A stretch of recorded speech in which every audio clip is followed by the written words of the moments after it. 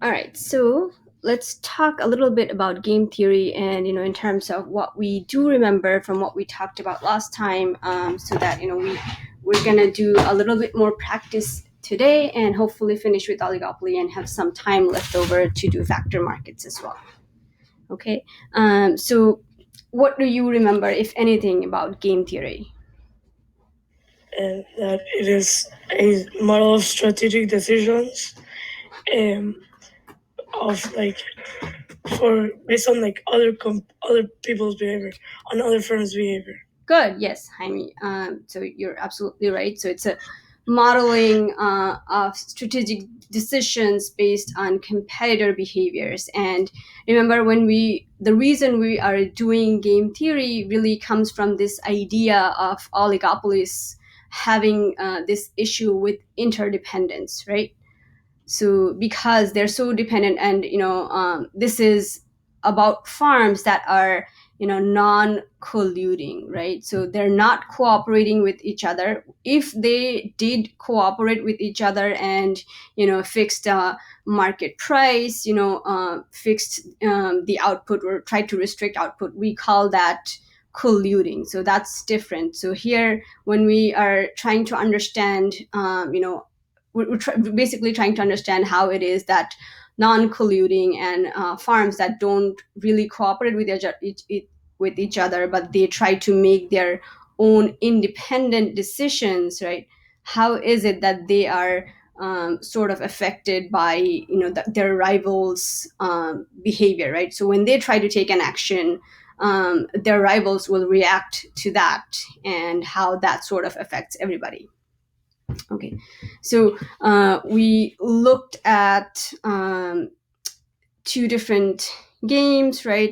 We looked at this basic payoff matrix, and how to read this, and then we looked at this one example, with Eminem and Drake, and how we sort of analyze this payoff matrix. We talked about prisoner's dilemma, this example in particular, where you know why it is so hard for oligopolies to maintain their cooperation, right? And we saw that the reason this happens, this prisoner's dilemma type of situation happens, is because each person is sort of acting in their own self-interest, right? So in this case, it was Jack and Diane, right? They both sort of, when they both sort of acted in their own self-interest and didn't really trust the other person, they both end up confessing to the police, and each get 10-year sentences. Whereas if they cooperated and didn't really say anything, basically, remained silent and trusted the other person, they only would have gotten 5 years each, right? So that is the portion of where this dilemma comes from, and this happens because they're basically not cooperating with each other and not trusting each other. Okay, and we see this a lot with oligopolies in real life. This is the uh, basis for oligopolies basically not being able to maintain cooperation. Sorry, was there a question? Yes. Yes. Yeah. Well, oligopoly is the same thing as game theory. So oligopolies, remember, that is the market structure. Oligopoly, that's the type of market that we are talking about, and where there are a few relatively large farms. So it's not the same thing, right? The oligopoly and game theory is not the same thing. Game theory is a type of mathematical tool that we use to understand how farms that are not cooperating with each other in an oligopoly sort of behave. So it's you can think of it as a tool. Okay, it's like a way to model this situation in oligopoly, where there are farms that really can't, that are not trying to cooperate with each other. Because remember, colluding, like implicitly colluding and cooperating with each other and trying to fix prices and trying to behave like a monopoly, that is illegal. Okay, so it's not quite the same thing, or it's not the same thing. Okay. Okay, so game theory is like a root of oligopoly. Root. Like it's like a way to demonstrate oligopoly. Yes, so it's a way that we use to demonstrate, right, this sort of behavior, like this sort of strategic decisions that these oligopoly farms that are actually competing with each other, that they have to make. So whenever you play a game, right, if you play a game of chess or whatever it is, like you are basically trying to win a game, right? And there are specific rules that you have to follow, and then at the end there is some sort of an outcome that tells you whether you have won the game or you lost it. So basically that is what a game theory allows us to do. Okay, it's you have these players, right, which is very similar to like you playing a game in real life, right? So there are two players here, right? There is farm A and then there is farm B. And then we talked about how, you sort of, if you're playing chess, right, you have to you have your own strategies, right? Like who's gonna, you play something, you play a hand, and then somebody else goes and they play a hand. So chess might be a little bit of a different example, because with chess it's one person goes and then another person goes and then the other person goes, so that's like sort of sequential. Here when we talk about game theory, these things are sort of happening at the same time. So do you guys know the game rock paper scissors? It's like a children's game. Yes. Yes. So yeah, so it's kind of like that, so everybody has to show what they're doing at the same time, and then you don't really know beforehand what strategy you're going to choose, whether you're going to choose rock or you're going to choose pepper or you're going to choose scissor. So you don't really know what's going to happen beforehand. So it's the same case here. Like you can use this kind of a situation of a game to sort of, we use this to model how these oligopolies will behave when they have strategic decisions to make, right? Because the type of decision that you're making, right, is kind of dependent on how your competitor reacts or responds to that decision. Okay, so we saw that depending on where if you have strategy, if you choose strategy X and your competitor chooses strategy X, right, you have one type of outcome, versus if you choose strategy X and your competitor chooses strategy Y, there is a different outcome, right? So of course from this table it's not so clear, because it just says result for A, result for B, but remember when we looked at these two other examples, right? The outcomes, the payoffs, right? The sort of what you get from playing this game, right? The results here are quite different. Okay, so we talked about how those payoffs might look. They might look like profit. In this case, it's profit, or it could be like dollar amount. Sometimes they will be, with the case of Prisoner's Dilemma, it was years in prison, right? And other times it might be something different. But I guess if you are talking about farms in oligopoly, the kind of decisions they have to make mostly has to do with choosing a high price or a low price, whether to advertise or not, and various other things. Okay. Moe, was that your question? Yes. Okay, does that help you understand it a little bit more? Yes. Okay, so it's basically we're using a tool just the same way we use any kind of strategies to play games, and then we are trying to basically have an outcome, and then in this game, right, as we saw, there wasn't really as much of an outcome in terms of winning or losing, but it was getting somewhere, where the market is sort of stable, right? So if you are working with farms, right, and they're competing with each other, they care about maximizing their own profit.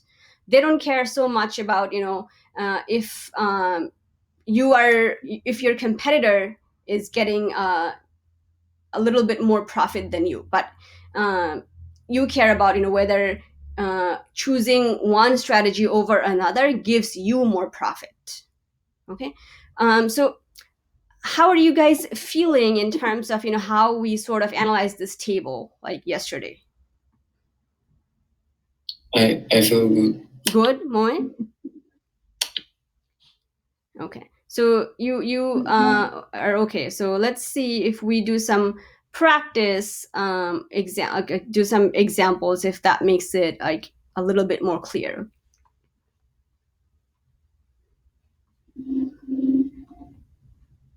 So okay. All right. So here I have a practice problem for us to do. It says that in a remote town, there are only 2 indoor entertainment complexes, so Funhouse and Amazing Jakes. Okay, so if you have this kind of problem on the AP exam, sometimes they tend to show up, I guess, more on the free response type of questions. Where it's not the multiple choice, but you have to write short answers. So this is how it might look like, and then right away you can tell, right, that this is not a monopoly, right? This is because there are 2 indoor entertainment complexes, right? And they're the only major players there, so it's not monopolistic competition, it's not perfect competition, but right away that this is going to be a oligopoly. And we actually have a specific name where there are only 2 players, or where there are only 2 farms in an industry. We call them a duopoly. Okay, so that's just a bit of information. Okay, so here we have Funhouse and Amazing Jakes. The payoff matrix below shows the profit for each farms if the ticket prices are either high or low. Okay, so we have to analyze this matrix and answer the following question. And it tells you that the Funhouse is the first number in each cell, and Amazing Jakes is the second number. Okay, so here are the questions. So the first question asks if there is a dominant strategy for Amazing Jake and also for Funhouse, if either or both of them have a dominant strategy or not. So how am I going to go about analyzing this? So Max, how do I go about doing this? What is my first step?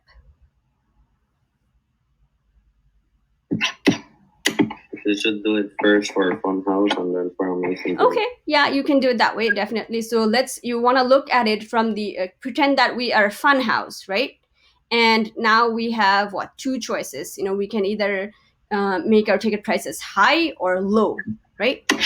And we are going to have to keep into consideration what Amazing Jake is doing, right? So what am I gonna look at? Am I looking so if I look at if I pretend, or if I have some sort of information that Amazing Jake is going to make their ticket prices high, what is my response if I'm Funhouse? Should I make my ticket prices high or low?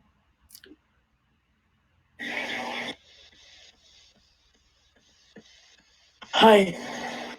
So anybody else, why is it, or which one of these 2 should I pick, and why am I looking at these numbers?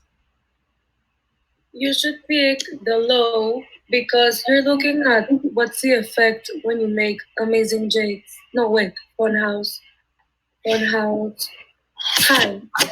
Okay, so it was Sarah. Funhouse high. Sarah.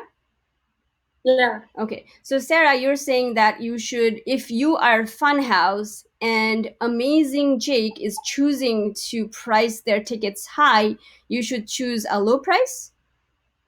Mm, if Amazing Jakes is pricing high Mm-hmm. and Funhouse, you should choose, a low price because it will give you the same income or profit, as I mean, No. So what as in are the profits? 15 and 15. Where But is if no? if you So okay, if it's that's where the confusion is. So remember this number right here, all the numbers on the left hand side of the cells, those represent Funhouse's profit. But these numbers here in black and on the top left, they are Amazing Jake's profits. yeah, Okay, so if I am if I am Funhouse and I'm trying to decide whether to make my ticket prices high or low, so first thing I'm gonna do is I'm gonna look at what Amazing Jake is doing. So if I pretend that Amazing Jake is going to make their ticket prices high, so I'm not even gonna look at this column. I'm just gonna pretend that this column doesn't exist right now. So now my choice is between either going high or low. So if I choose ticket prices to be high, my profit is 30. If I choose my ticket prices to be low, my profit is 15. So what is better? 30. Exactly. So when I figure that out, I'm either going to, I can put a underline, or I can, circle it. So just to tell me that when Amazing Jake chooses a high price for their ticket, Funhouse is choosing to go high as well. Okay. What about if Amazing Jake is going low? If they You choose also choose high, so then it's dominant. The high good, price. good, very good. So as you can see, right, we chose two numbers that are on the same row, right? So that tells you that Funhouse has a dominant strategy, which is to go high, because regardless of what Amazing Jake is doing, high or low, Funhouse always gets a better payoff, right? They always their better action, or the best action for them is always to choose a high price. So Funhouse, right, their dominant strategy is to go high. What about for Amazing Jake? How are you going to do that analysis? If he chooses, if Funhouse is doing high prices, Mm-hmm. choose between high and low. So what are the he will numbers? choose 35 and 30, so Okay. he will also choose high. Good. And if Funhouse chooses low, he's between 15 and 5, so he's also dominant on. No, he's not. So So what are he's the 15 numbers? to 20. So he's going to choose low. So he's not dominant. Yeah, so he doesn't have a dominant strategy. So Amazing Jake actually doesn't have a dominant strategy, because when Funhouse decides to go high price, they're choosing high. But when Funhouse decides to go low, they're choosing to go low as well. So their reaction is sort of, dependent on what Funhouse is doing. So they don't have a dominant strategy. No dominant strategy. So therefore, can there be a dominant strategy equilibrium? No. No. You only have dominant strategy equilibrium when both players have a dominant strategy. And then And then there is Nash equilibrium. good. So what is the Nash equilibrium? It will be here, and here. Think again. So where is it? Where did the games? So what is the outcome of the game? Where did both player end up being? In high. High, right? So that is actually the Nash equilibrium, right? Because it's sort of both player, right, are choosing what is best for them given what the other one was doing, right? And then when they voluntarily sort of end up in the same cell, or they reach the same payoff matrix, right? That is when you have your Nash equilibrium. Okay, so you can think of the Nash equilibrium as sort of the outcome or the end result of the game. Okay. Okay. So yeah, and then somebody is already answering all these questions, which is great. I just want to make sure that everybody else is on the same page, that you are also understanding where we're getting these results from. So if Funhouse chooses to go low, where will Jake go? So Funhouse, they have a dominant strategy, as we just saw, right? Their dominant strategy is to go high, correct? Yes. Okay. So if Funhouse chooses to go low, right? Where is Amazing Jake going to go? So if they decide to go low, right, we're gonna be like, we're looking at this row right here, and we're gonna compare these two numbers. And from here, we see that the better payoff for Amazing Jake is when he decides to go low as well. Okay. And we already covered the Nash equilibrium. So always remember, the Nash equilibrium is sort of the end result or the outcome of the game when both players have chosen the action that is best for them given what the other player was doing. And when you end up having when they both chose to be voluntarily in the same cell together, right? The outcome of the game is that you end up being in one cell together. That is the Nash equilibrium. So it is not necessary that there will always be a Nash equilibrium for a game. Okay, just like we saw that there can either be a dominant strategy equilibrium or not. You can have games where there is no Nash equilibrium. Okay, and you can have games where there are more than one Nash equilibriums. Okay, it all depends on how the payoff matrix is set up. So all you have to do is basically make sure that you understand how to analyze this payoff matrix, and you're good to go. If there are if you have at the end of the game, right, once you have analyzed player one's best response, and from the perspective, considering the perspective of the other player, once you have done it for both players, okay, if you ever see that you found a result where you have where there are more than one Nash equilibrium, I don't want you to feel like you did something wrong, right? There that can happen. Maybe on the AP exam, they'll throw you something like that. Where there is more than one Nash equilibrium, or where there is no Nash equilibrium. Okay. How does everybody feel about this? Or do you have any questions, like not understanding like how to analyze a table or something? Hello? No. I'm good. You're good? Okay, good. Yeah, I'm good. Good.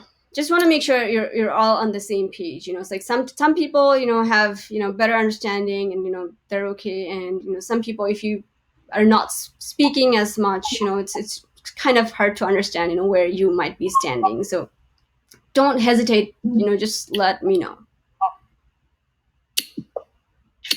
All right, so now we have another example here. Okay, so we have Breadbasket and Quick Lunch, who are the only two sandwich shops serving a small town. Okay, each shop can either choose to set a high price or low price for sandwiches. So yes, we have once again a duopoly, and the reason we are seeing this so much is because we're not doing like more than a 2x2 payoff matrix for this class, so it kind of makes it harder to have anything other than a duopoly. And the examples are kind of like that too. Like they're the only two sandwich shops, they're the only two entertainment centers, right, serving a small town. So and the strategies are also kind of same. It's either going high price or low price. But that's that could be different on the AP exam, or it's not like the strategies have to be the same, right? They don't have to be regarding prices. Anyway, so the payoff matrix below shows the daily profit for each combination of prices that the two shops can choose. Okay, so the numbers here, they're basically telling you the numbers here represent daily profits depending on the strategies that they can choose. The first entry shows Breadbasket's profit, and the second entry shows Quick Lunch's profit. So it will most likely always, well, it will be the case. This is how the game theory is set up, the payoff matrix. The first number is always going to be, for this player, or the player on the left, and then the second number is always going to be for the player on the top. Okay. Just also wanted to tell you that here we have done the payoff matrix with this kind of setup, where you have a slash that sort of divides the two payoff, right? It could also look something like this, right? Sometimes you will see it will look like this, like 1 5 110 120 180 40 130 75 70. It doesn't change anything, right? It still means the same thing. The first number is always going to be representing the payoff for the player on the left, and the second number, right, is going to be for the player on the top. Okay, so if you see something like this on an AP exam, don't fret. It's all is good. It's the analysis is still the same. Okay, so let me just clear this. Oops.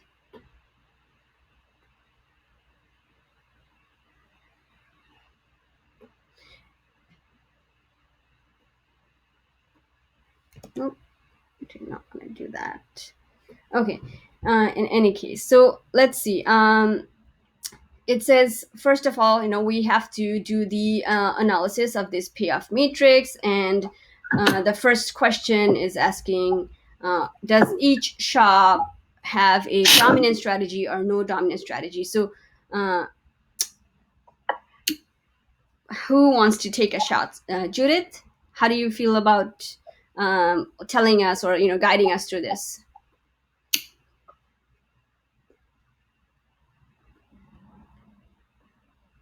Can you hear me, Judith?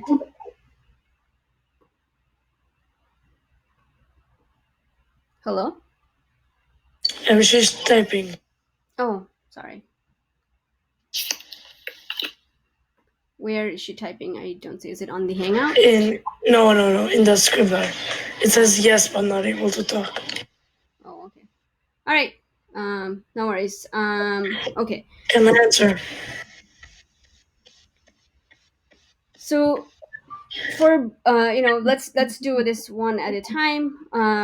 We're looking at it from Breadbasket's point of view first. Okay, so if I am Breadbasket, I'm choosing either high price or low price, and I'm always going to have to take into consideration what Quick Lunch is doing. So if Quick Lunch, I have information that they're going to price their sandwiches high, what is Breadbasket's best response? Should they go high or low?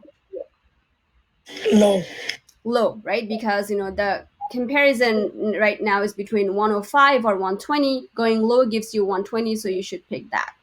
Okay, and what if Quick Lunch decides to go low? Then they will both get 70 and 75. Yes, so their best response is to go low as well. So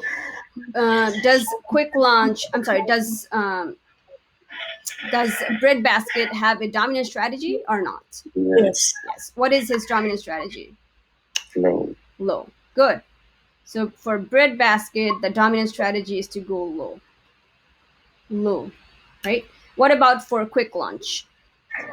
None. They don't have a Okay, so internet strategy. let's let somebody else tell us what's happening. So Max or Moe,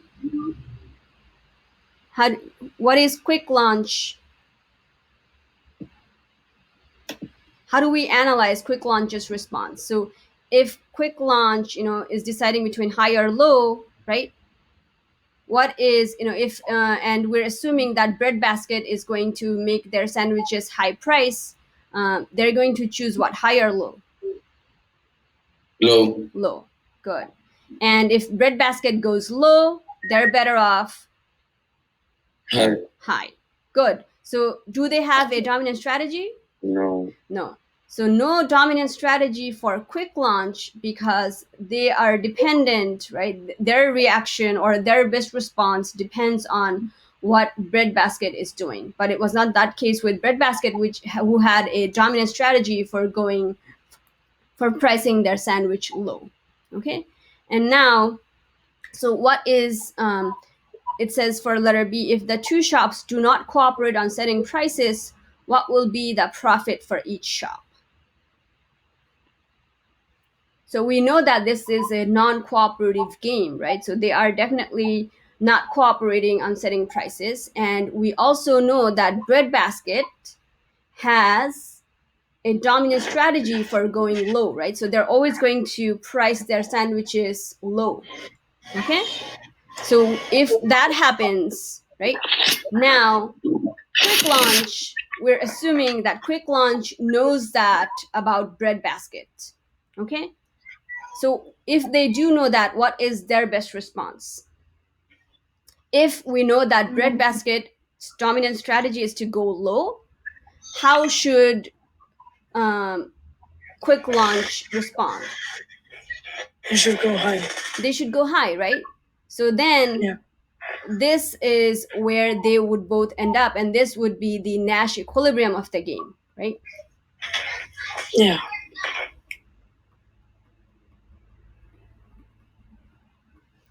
Okay. So for Breadbasket, the profit would be 120. For Quick Launch, it would be 180. Okay? Any question here? Anything that you didn't understand? No, I'm good. Okay. Everybody else? I'm good. Okay, great. So now it says for letter C. So this is from an actual AP exam. Okay. So this is the type of questions that might show up. So sometimes they ask questions, like this, right? The town government is concerned that food prices are too high. It decides to give a daily subsidy of $20 to any shop that chooses to set a low price for its food items. So now it asks you to redraw the payoff matrix under the government subsidy system. Okay, so they're giving a subsidy of $20 to any shop that will choose to set a low price. Okay, so now we're just gonna redraw the payoff matrix with the subsidy. Okay, so we have Quick Launch, quick, and then this is high, this is low.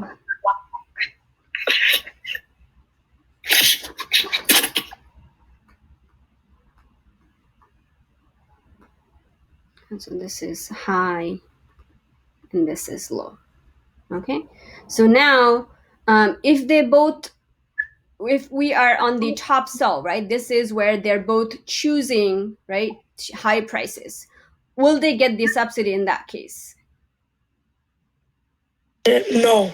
No, right? Because the subsidy is only going to you if you decide to have a low price, if you decide to set a low price for your sandwich. Okay, so that cell is unchanged because in that cell, right, both sandwich shops are basically deciding to set a high price for their sandwich. Now, if Breadbasket chooses to have a high price, so if you're in this cell over here, this is where Breadbasket has a high price, and quick launch has a low price. So is bread what is the payoff matrix going to look like now? Where did that negative 10 come from? So quick launch will get the subsidy, while breadbasket will. Good. Oh, okay, so this and- is 40. Sorry, I thought this was negative 10. So yes, so nothing changes with breadbasket, right? Because here they're still charging a high price for their sandwiches, but quick launch is gonna get the subsidy of $20. So we're just gonna add that $20 to their profit and make that 150. And here, right, in this left corner, or this cell, right, this is where they're both, or not both, this is where breadbasket is choosing a low price but quick launch is choosing a high price. So breadbasket is gonna get the subsidy, right? We add $20 to the 120, and quick launch is not getting anything.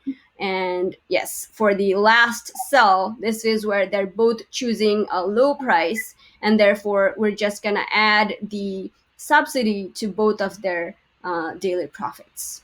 Okay, so this is what it would look like. So once you do this, I'm assuming that there will be subsequent questions where they then ask you to analyze the payoff matrix again. They might ask you, whether both of them have a dominant strategy now, or what is their profit going to look like now. So there can be subsequent questions, right? Now that the payoff matrix has changed, do the strategies, or are there different dominant strategies now or something? Okay.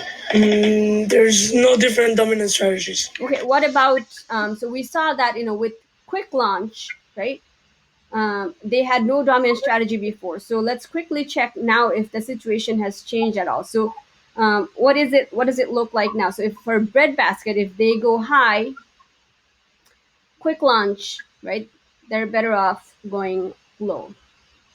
If breadbasket goes low, right, they're better off going high. Hi. So they don't really have a dominant strategy here either, right? What about breadbasket?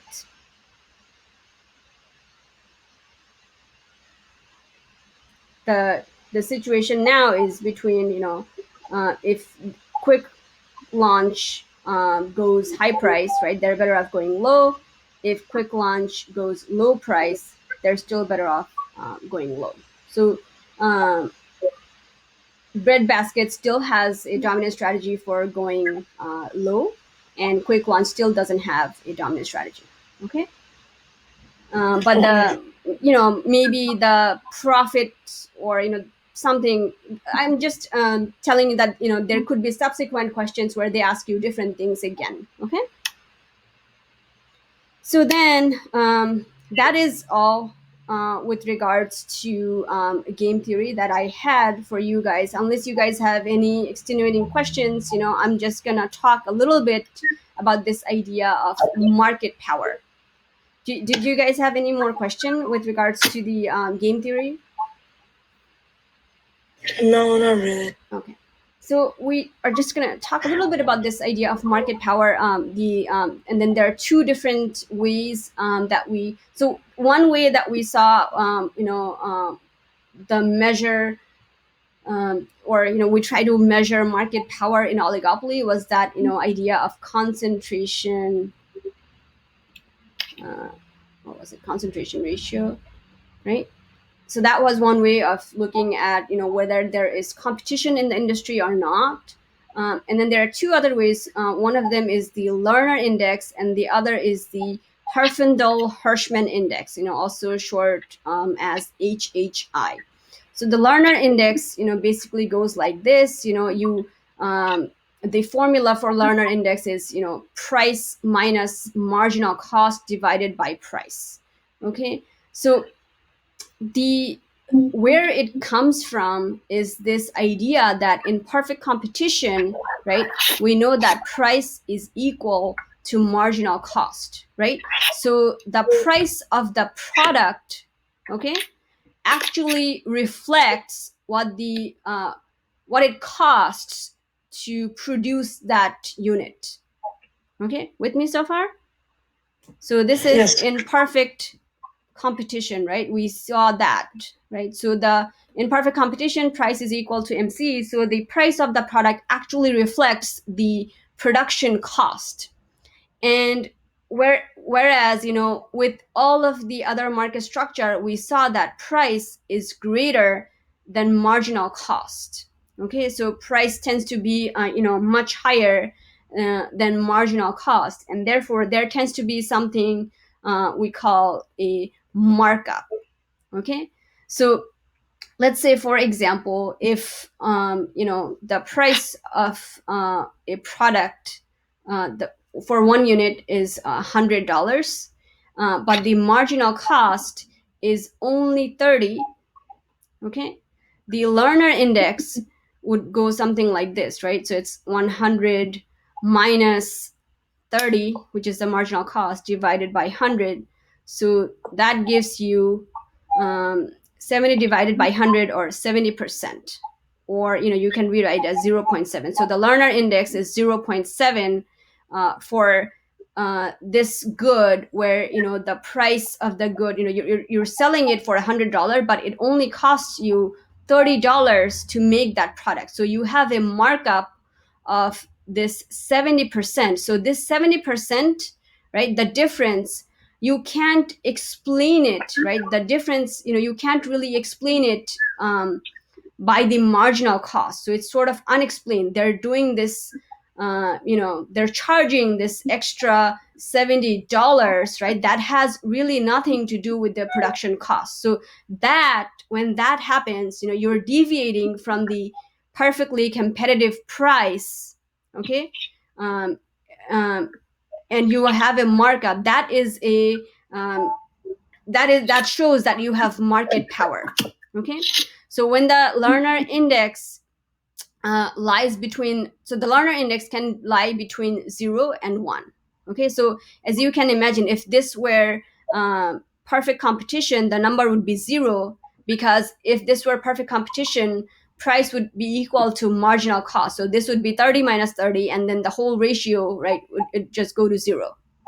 So, and then if you, and the closer you get to other type of market structure like monopoly, the number gets closer and closer to 1. So here you saw that the price of the product was $100, the marginal cost was 30, the markup, right, was 7, the markup was $70, right? And then the learner index is 0.7, which is very close to 1, right? So it says that you have a lot of market power. So you're probably something like a monopoly or oligopoly. Okay, any question here? No. Okay, and then the last one is the Herfindahl-Hirschman index, which is HHI.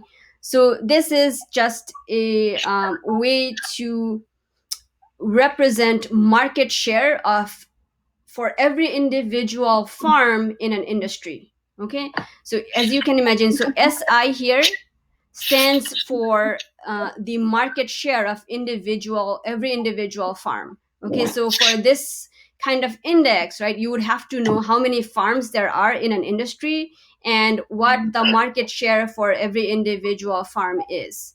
Okay, so let's say if we had a monopoly, right, so there's only one farm, right, and so the I here stands for, they're basically numbers. So if you have it's I is just an index. Okay, so it's you can go all the way from I to N, which would be the total number of farms in that industry. Okay, so you just take the sum of the market share of every individual farm and you square them.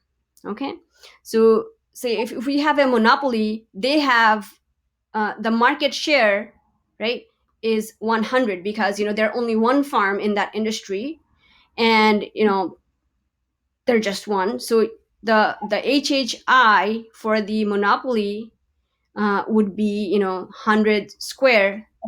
So that is 10,000, which is what gives us the maximum, I guess, number for the HHI index.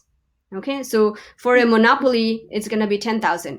And let's say if you were perfect competition instead, right? As you can imagine, there are many small farms, right? And they're so small compared to the entire market, right? Each farm, you can imagine, would have 0 market share. Okay, so SI would be 0 for every single farm. So you would basically be doing something like this, right?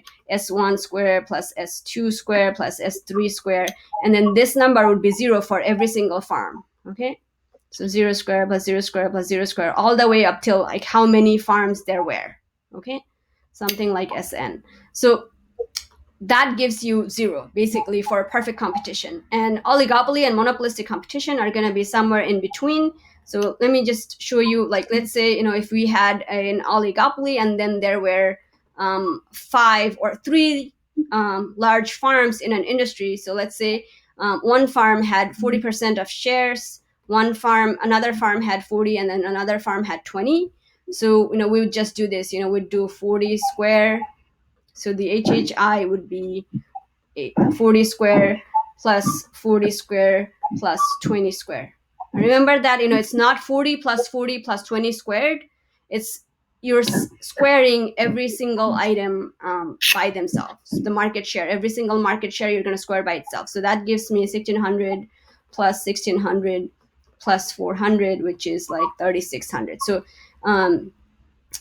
we had 3 farms in an oligopoly, but it's not like any one of them have like really big market share. But it just goes to show that it's going to be some number between 0 and 10,000, and 10,000 being the highest, 0 being the lowest. The higher HHI you have, the more market power you have, basically. I need to go. Okay. Bye. All right. Thank you so much. We're actually finished here, so the rest of you are free to go as well, unless you have any questions. Right. Bye. Thank you. Thank you. Bye. Bye. Take care. Bye, thank you. Take care. Bye, thank you.